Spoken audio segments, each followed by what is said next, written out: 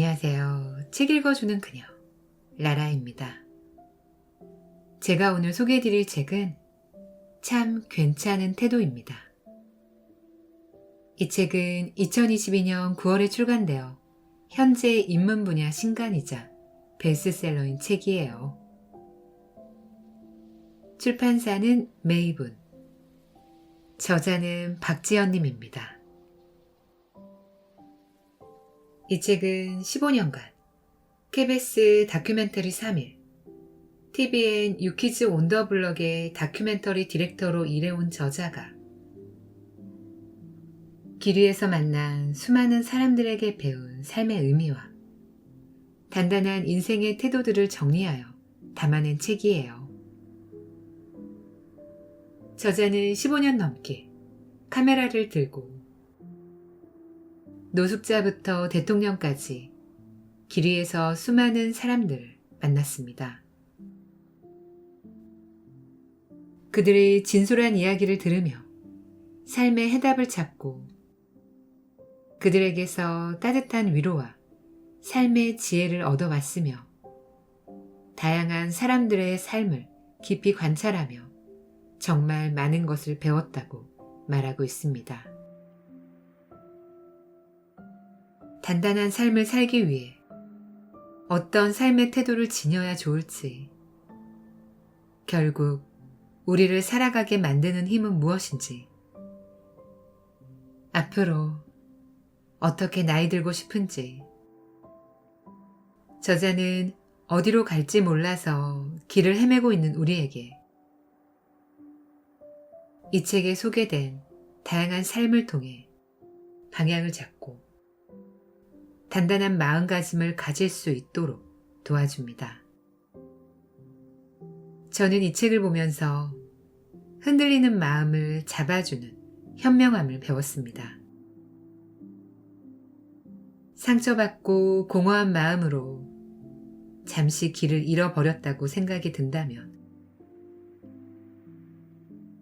이 책이 삶의 중심을 잡고 다시 일어설 수 있는 용기를 주는 멋진 책이에요. 그럼 저와 함께 당신의 후회 없는 인생을 위한 삶의 태도를 만나시러 책 속으로 들어가 보실게요.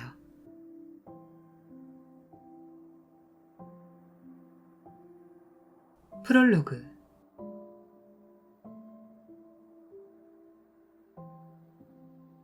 제가 다큐멘터리 3일을 시작으로 유키즈 온더블럭이라는 프로그램으로 자리를 옮겨 일해온 지난 15년 동안 만난 수많은 사람들에게 배운 것들이 너무나 많습니다. 그로 인해 제 인생도 참 많이 달라졌습니다. 때로는 자신 없고 지치고 다른 삶을 부러워하며 흔들리기도 했지만 사람들에게 배운 단단한 삶의 태도들 덕분에 다시 삶의 중심을 잡을 수 있었습니다. 그래서 저는 앞으로도 더 많은 사람들을 만나 생생한 삶의 역사를 통해 얻게 된 지혜와 용기를 배우고 싶습니다. 그렇게 배운 삶의 태도들을 잊지 않고 계속 연습하다 보면 정체되거나 녹슬지 않고 좀 더 나은 인생을 살 수 있을 것이라 믿기 때문입니다. 책을 쓰면서 그동안 만나온 수많은 사람들을 다시 떠올려 보게 되었습니다. 그리고 인생의 어느 순간 저에게 힘이 되어 주었던 혹은 닮고 싶은 태도를 보여준 사람들을 정리하다 보니 다시 한번 깨닫게 되었습니다. 세상에는 생각보다 다정하고 따뜻하며 멋있는 사람이 많다는 사실을 말입니다. 그런데 제가 그들에게 배운 것들을 제대로 전달할 수 있을까 걱정이 되어 원고를 붙잡고 있다 보니 어느새 5년이 흘러 버렸습니다. 여전히 부족하지만 그럼에도 책을 세상에 내놓는 이유는 딱 한 가지입니다. 때론 저를 부끄럽게 만들었고, 때론 저를 반하게 만들었던 사람들의 이야기가 당신에게도 가 닿았으면 좋겠다는 생각이 들어서입니다. 혹시 길을 헤매고 있거나 자신이 너무 싫어 못 견디겠다거나 위로가 필요한데 마음 둘 곳이 없어 외롭다는 생각이 들 때 이 책에 소개된 여러 삶들 가운데 그 어떤 것이든 당신이 읽고선 힘을 낼 수 있으면 좋겠습니다. 그러면 더 바랄 것이 없을 것 같습니다. 2022년 9월 저자 박지연.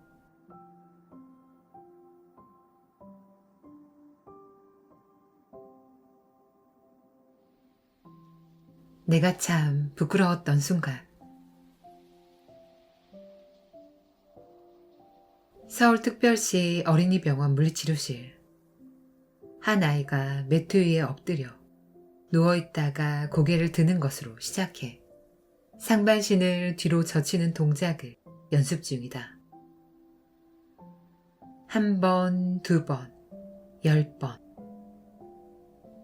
땀을 흘리며 애써 보지만 맘처럼 쉽지 않다. 100번이라는 숫자를 채운다고 혹은 하루 몇 시간씩 연습을 한다고 그 동작을 할 수 있는 것은 아니다. 어느 순간 원하는 동작을 하게 될 수도 있지만 끝내 그 동작을 못할 수도 있다. 아이는 11살인데 근육병을 앓고 있다.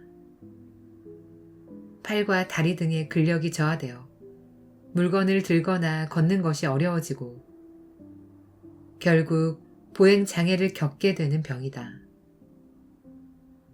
유전으로 인해 발생하는 희귀병이고 완치 확률도 매우 낮지만 그렇다고 포기할 수는 없는 노릇. 한번 일어나려 해도 다양한 기구의 도움을 받아야 한다. 혼자 일어날 수 없어 치료사의 도움까지 받아 겨우 나와 눈을 마주치며 대화를 할 수 있게 된 아이가 말했다. 장애에 대해 처음엔 불편하고 이상한 것이라 생각했는데 지금은 이만한 것으로도 감사하다고 긍정적으로 생각하게 됐어요. 언젠간 나을 거라고 생각해요. 그러고는 다음 치료를 받기 위해 치료사의 부축을 받아 매트 위로 이동했다. 서울특별시 어린이병원은 우리나라에 단 하나밖에 없는 재활 전문 어린이 공공병원이다. 다른 민간 병원보다 저렴한 비용으로 치료를 받을 수 있어 자기 차례가 오기를 손꼽아 기다리는 아이들이 많다. 물리치료실에서는 선천적 장애로 아주 간단한 행동도 어려워하는 아이들이 다양한 치료를 받고 있었다. 무릎을 펴고 고개를 드는 일상적인 동작에도 고통스러워하는 아이들. 어떤 아이는 헉헉대며 구슬땀을 흘리고 있었고 어떤 아이는 뭐가 잘 안 되는지 짜증을 내고 있었고 어떤 아이는 머리를 쥐어뜯으며 괴로워하다가 다시 동작을 연습하고 있었다. 치료사들은 아이들의 고통을 고스란히 지켜보면서도 연신 다시를 외쳤다. 지금 당장 마음 아픈 건 아주 일시적인 거예요. 아이의 앞으로의 인생을 생각하면 힘들더라도 계속 동작을 반복하고 연습할 수 있게 해줘야 해요. 엄격하게 이끌어줘야 한다는 거죠.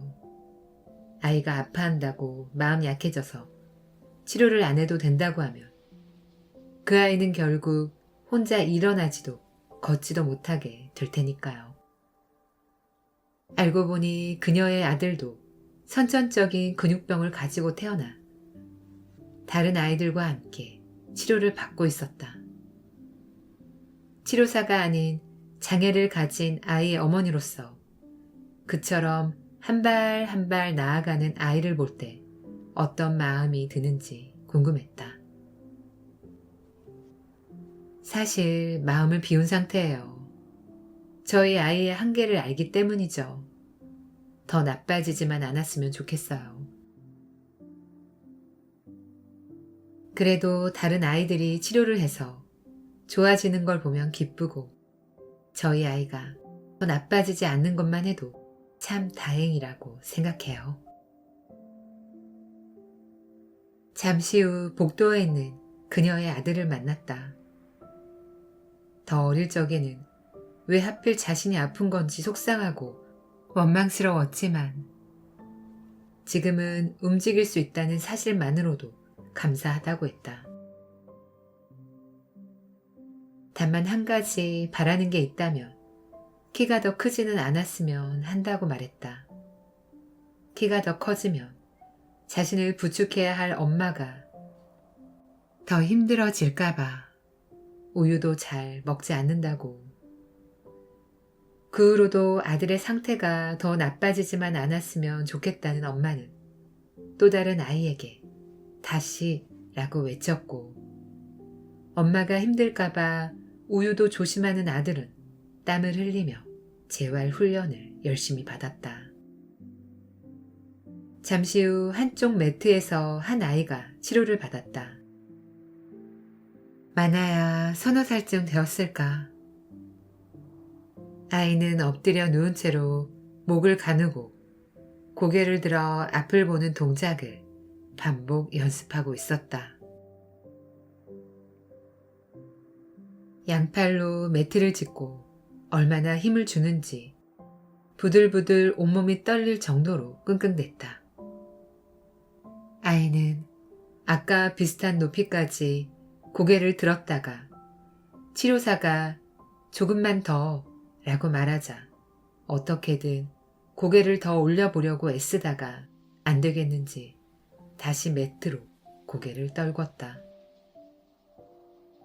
그 과정은 계속 이어졌고 아이의 고개는 비슷한 높이까지 올라갔다가 다시 떨어지기를 반복했다. 아이는 왜 저 고통을 감내하고 있을까?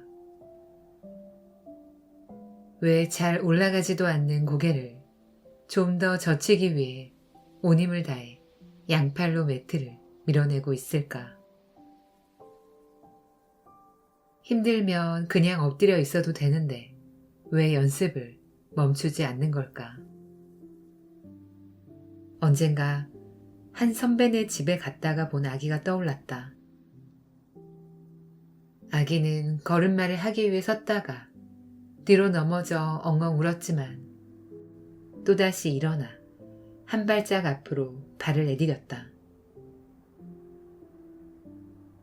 힘들면 안 해도 될 텐데 아기는 도전을 멈추지 않았다. 기억은 나지 않지만 나도 분명 그런 시절을 거쳐왔을 것이다.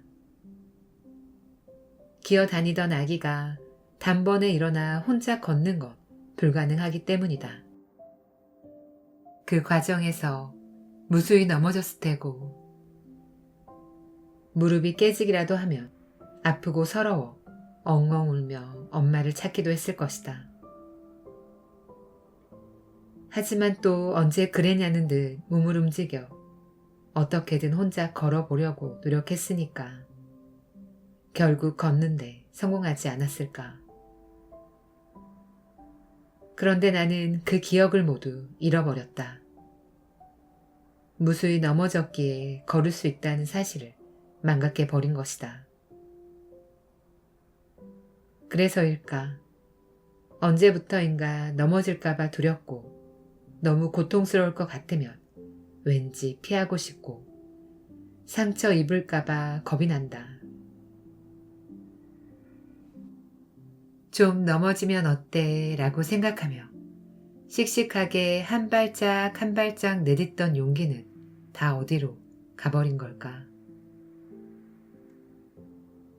왜 뭐든 하기도 전에 지레 겁부터 먹게 된 걸까? 아이는 또다시 고개를 젖히기 위해 애쓰고 있었다. 물론 치료사의 말처럼 고개를 완전히 들어 앞을 쳐다볼 수 있는 날이 오지 않을 수 있다. 하지만 분명한 건 아이는 도전을 멈추지 않을 거라는 사실이다. 치료사가 조금만 더 라고 하면 그에 맞춰 온 힘을 다해 고개를 젖힐 뿐이다. 순간 나 자신이 부끄럽게 느껴졌다. 일본의 소설가 마루야마 겐지는 어떤 상황에 처하든 최후의 최후까지 스스로의 힘으로 헤쳐나가려 발버둥 치는 자야말로 진짜 살아있는 자라고 말했다. 그리고 한없이 나약하고 일평생 엄살만 부리다가 죽는 사람을 사이비 산자라고 했다. 조금만 힘들어도 불평을 쏟아내고 부드러운 말만 듣고 싶어 하고 사실은 별다른 노력도 하지 않은 채 핑곗거리부터 생각하는 사람은 진짜 살아있는 게 아니라는 것이다. 그런데 아이를 보면서 나도 어쩌면 사이비 산자가 아닐까 하는 반성을 하게 되었다. 누구나 한두 가지씩 크고 작은 삶의 문제를 갖고 살아가는데 나 혼자 힘든 척 조금만 힘들어도 투정을 부리고 엄살을 떤 건 아닐까. 그 순간에도 어떻게든 고개를 들어 앞을 보려고 애쓰는 아이를 보며 그리고 아이에게 조금만 더 라고 말하는 치료사를 보며 나의 부끄러움은 좀처럼 가실 줄을 몰랐다.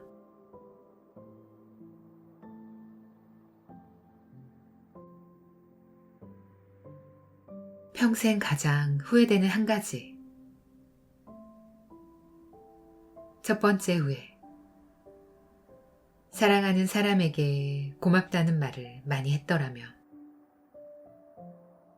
두 번째 후회. 진짜 하고 싶은 일을 했더라면. 세 번째 후회. 조금만 더 겸손했더라면.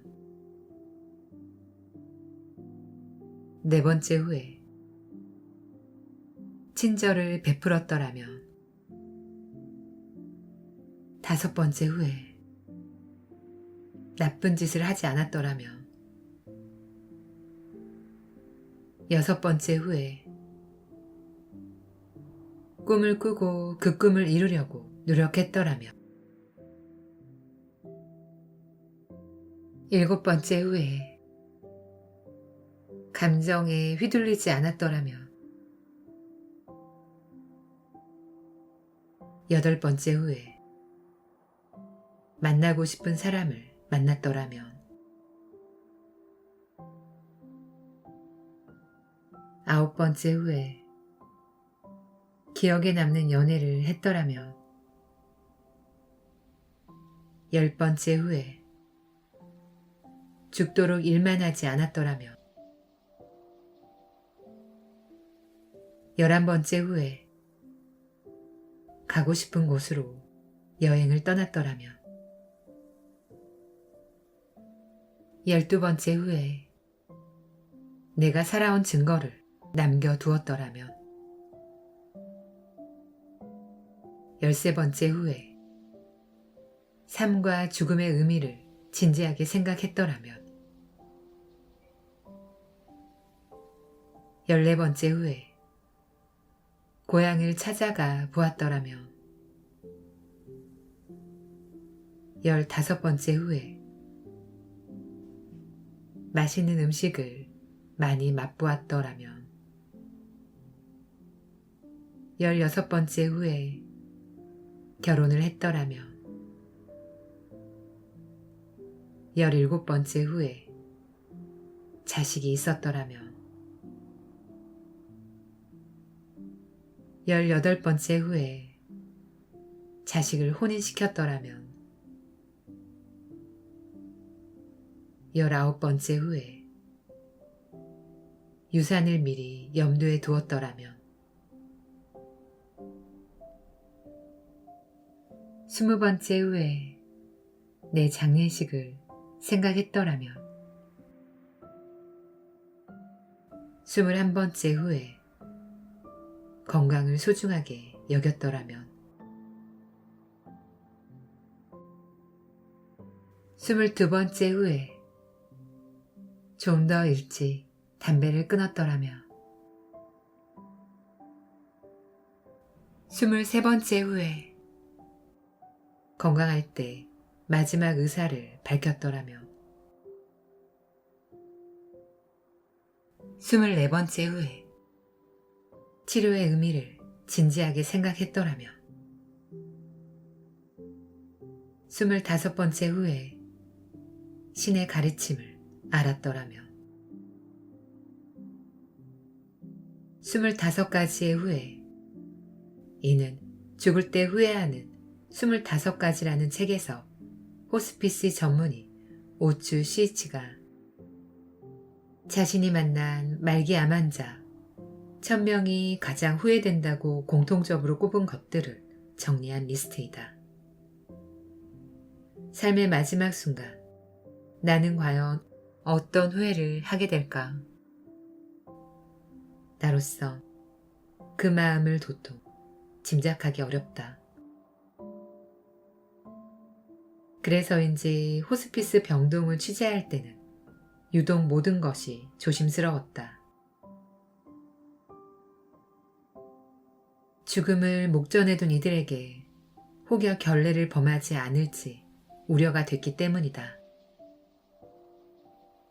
호스피스 1층엔 병실들이 있고 2층으로 올라가면 통창을 통해 나무들이 보이는 작은 복도가 있었다. 촬영에 지쳤던 나는 잠깐 쉬고 싶은 마음에 계단을 올라갔다. 계단 끝에 다다르자 휠체어에 앉아 창밖을 바라보고 있는 한 환자가 보였다. 치료 때문에 삭발을 해서 뒷모습만 봐서는 남자인지 여자인지 알기 어려웠다. 가까이 가보니 30대 초반의 여자였다. 몸은 앙상하게 말라 있었다. 그녀는 누가 왔나 고개를 돌려볼 힘도 없는지 계속 창밖의 풍경만 바라보았다. 방해하면 안 될 것 같아 옆 소파에 조용히 앉았다. 혹 불편해하는 것 같으면 얼른 일어나야지 하는 마음으로. 그런데 얼마 지나지 않아 그녀가 중얼거리듯 말했다.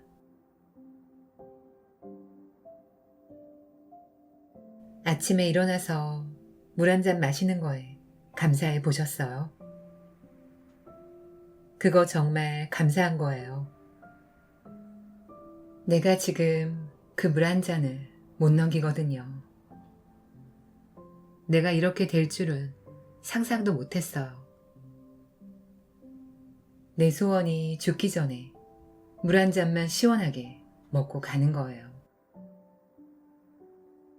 입이 마르니까 다른 건 먹고 싶지도 않고 그냥 빗물이라도 받아 먹고 싶다는 생각이 들 때가 있어요.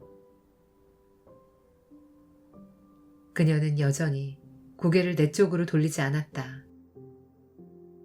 듣는 이가 누군지는 전혀 중요하지 않다는 듯 세상에 혹은 과거의 자신에게 하는 말인 것처럼 다시 중얼거렸다.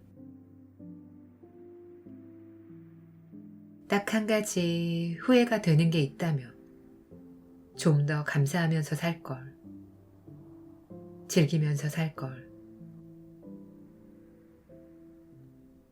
작은 일에도 기뻐하며 살 걸 하는 거죠. 없으면 없는 대로, 있으면 나누면서 그렇게 살아야 했는데.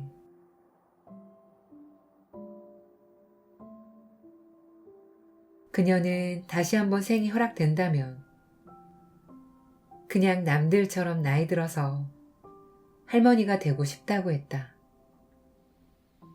이런저런 세월의 풍파를 겪고 노안이 오고 자글자글한 주름살이 생긴 할머니.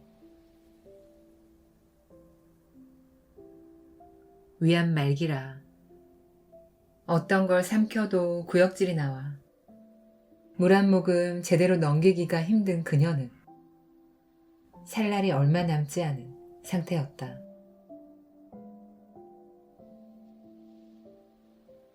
그녀는 남들처럼 늙어갈 기회를 박탈당해 늙는다는 것 자체가 축복처럼 여겨졌던 것이다.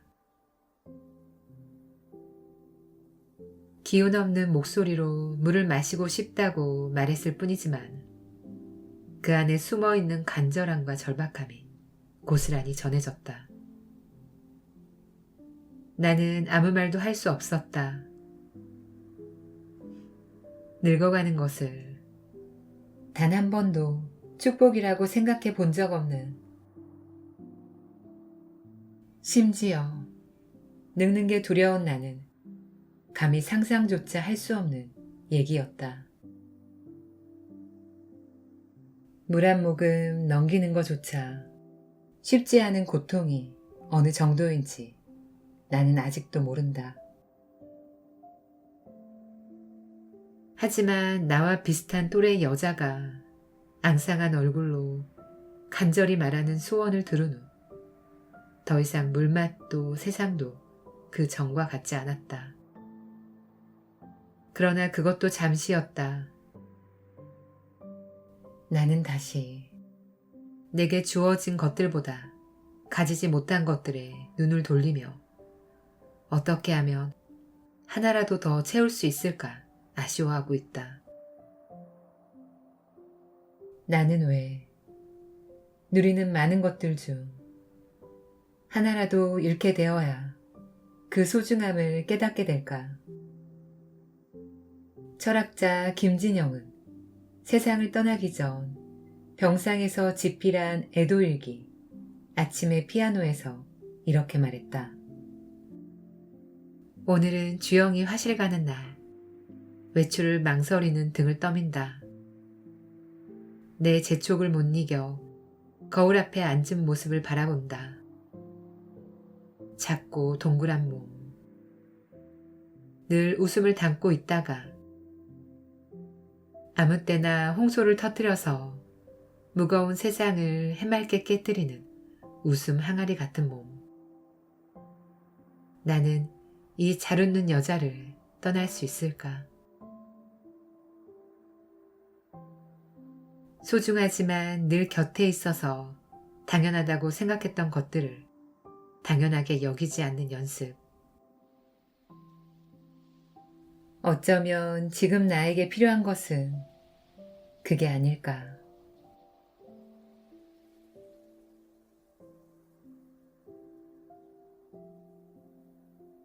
지금까지 책 읽어주는 그녀, 라라였습니다. 오늘도 끝까지 들어주셔서 감사드려요. 요즘 날씨가 쌀쌀해졌어요. 우리 구독자님들 감기 걸리지 않게 옷 따뜻하게 입으시고요. 단풍이 예쁜 계절이니까 바쁘시더라도 단풍도 보시면서 힐링하시길 바랄게요. 저는 항상 여러분을 응원합니다. 아시죠? 사랑합니다.